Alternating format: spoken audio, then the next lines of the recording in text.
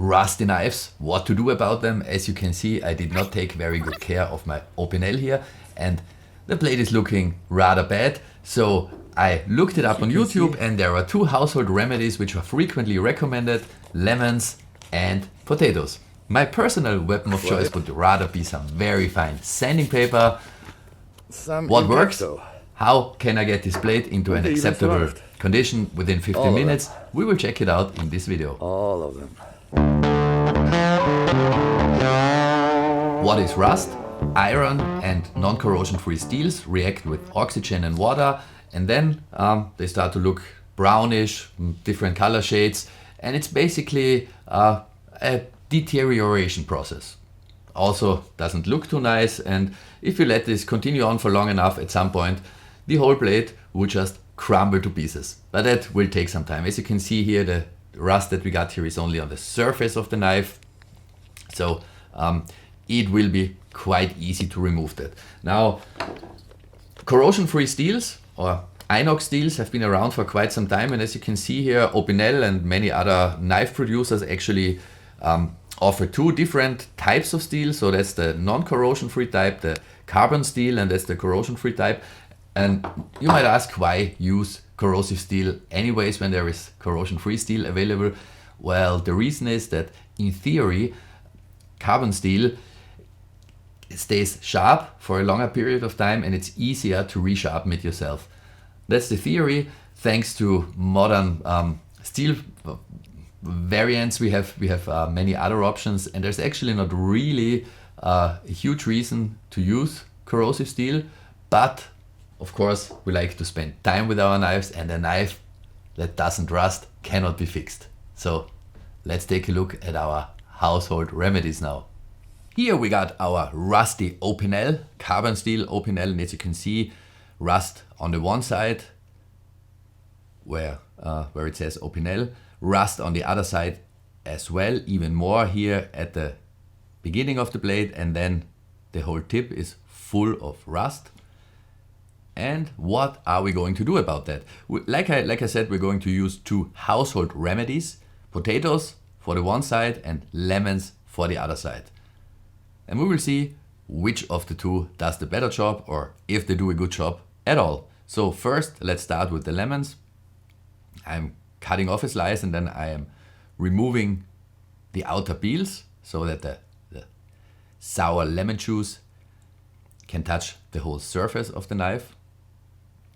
And then I'm going to treat one side of the knife, the one with most rust, with lemon juice. Put the slices on there, turn the knife around, and then I remove the excess juice from the other side, because that is where our potatoes go. So let's put on some potato. Oh, that's a good knife sandwich, huh? We are going to start our stopwatch now and let it all sit for 15 minutes. No worries, it's a time lapse. So our 15 minutes have already passed. Let's see what the potatoes did. Obviously, something has happened. There is no more rust on the blade, and there is some black, gooey, juicy stuff coming off. Let's wipe this off. And as you can see, the rust has actually gone, or much rather turned into something else. Pretty much the same picture on the lemon side. Let me wipe off the excess juice here as well. And the blade is not really becoming any cleaner. These black stains are staying on both sides, and while the rust is gone, this is not really looking nice. So this might be a viable method for turning a new blade into an antique looking blade by wetting it, getting rust on it, and then adding lemons or potatoes. Just in case you think this is some dirt, I'm using a metal detergent here, trying to wipe that off. But it really doesn't come off, as you can see. No results. The ugly black stains seem to be embedded in the metal, and that's actually what they are, the surface of the metal. So chemical reactions going on heavy chemistry happening here on our blade, and that is not a great result. I think you agree, and that's why I'm going to switch to my favorite tool in this case, sanding paper. And usually I would use a finer one to polish such a blade, but just for demonstration purposes, I'm using a 600 grain here and show you that with just a couple of strokes, the surface of the blade is instantly becoming clean again, removing all the dirt. So yeah, you could use these lemons, but the better approach is to squeeze the lemons, have some nice lemonade, you know, if life gives you lemons and such, and use the sanding paper right away. Because the sanding paper does not just remove the stains, it removes the rust as well. And especially with such a very sharp blade, it's a good idea to use a sponge. In fact, Mr. Sponge comes in very helpfully here. You just wrap the sanding paper around the sponge. It's soft, so it will nicely fit the contour of your blade, and then you can use it to polish every spot on the blade, because especially these black spots here near the handle, they are pretty hard to reach and you might actually hurt your finger. So yeah, sponge is a very good idea here.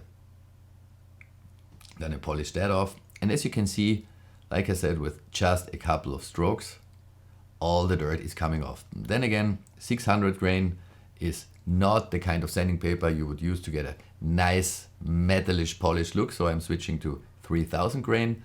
That is more like it. Could also use 6000.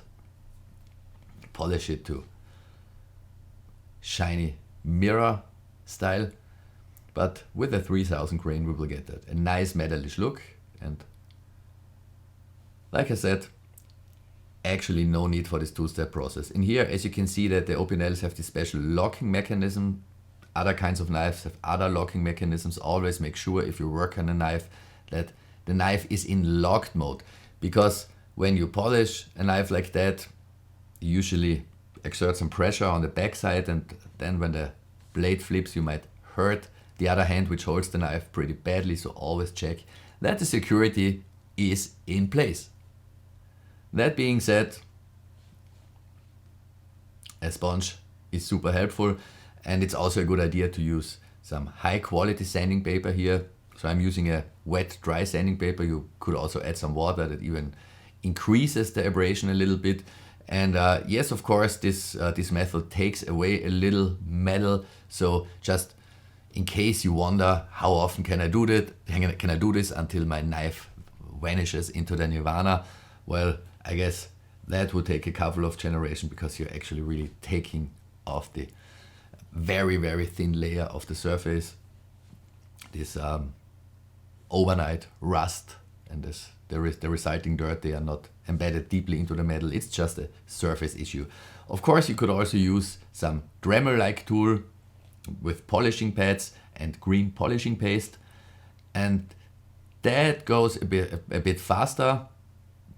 Actually, with such a small blade, you can do that in half a minute for each side.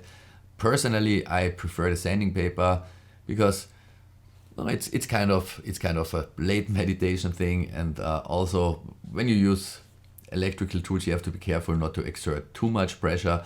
But yeah, it's not that hard either way. So if you need to do a couple of blades, or if you're really in a hurry, yeah, just use something like this and polish the knife.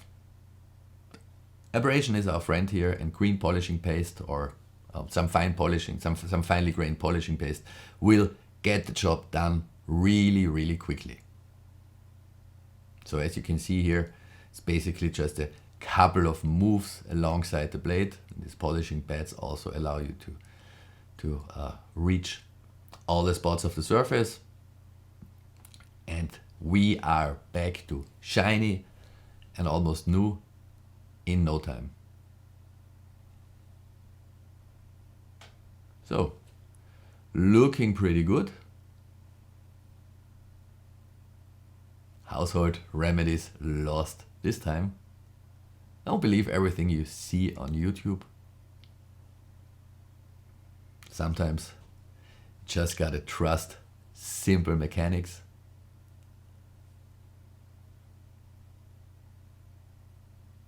Or, of course, you could also buy a corrosion-free blade to begin with, but like I said, they do have their advantages, and yeah, we got ourselves a lovely blade again. And in order to keep it that way, it's very important that you put some oil on the blade, especially if you've treated the surface with sanding paper. You should oil it thoroughly. And of course, it depends when you are going to use this knife again. If you're putting it into the drawer and maybe take it out again in a couple of weeks or even month, you can use a lot of oil. Actually, a bit of excess oil should remain on the blade. If you plan to use it soon, then just take off the excess oil, either with a sponge. A sponge is a super important tool when dealing with knives. We will meet Mr. Sponge many times in my knife tutorials. And yeah, a little bit oil on the lock. And if you're going to use the knife for food purposes, you might want to use some olive oil, but of course that goes bad after some time. Personally, I prefer balistol and wiping the knife before its usage and then re-oiling it. So we got the job done. Looking good, huh? You see, that is exactly the reason why I much rather squeeze my lemons and drink the juice and cook my potatoes and eat them than to put them on my knives. With a little mechanical work, thank you, dear abrasiveness, it's really easy to turn a pretty rusty knife back into its original shape. I oiled it, I showed you that on the video, and of course I also sharpened the knife, but more on that next time. But if you ever find some rust on your outdoor knives, just use a little sanding paper. Different grades are very helpful. I personally prefer manually sanding the knives by far over using a Dremel or such a tool, because it's more tactile feedback, you get a better feeling, and you're not going to make too deep scratches. So, of course, I also resharpened the knife. More on that next time.